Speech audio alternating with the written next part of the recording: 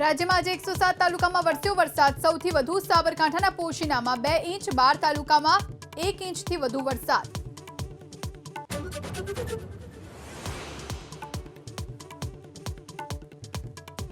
દ્વારકા જિલ્લામાં ધોધમાર વરસાદ. ખંભાળિયાના સલાયા, પરોડિયા સહિતના ગ્રામ્ય પંથકમાં વરસાદ. કેશોદ ગામે વીજળી પડતા એકનું મોત.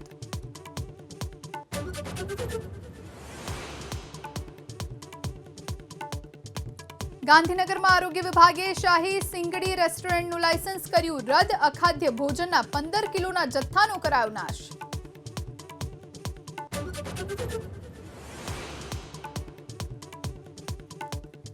પાટણ નગરપાલિકામાં પદ્મનાથ સોસાયટીની મહિલાઓનો હલ્લાબોલ. પાણીની સમસ્યાને લઈ માટલા ફોડી વિરોધ. પાણી આપવાની માંગ.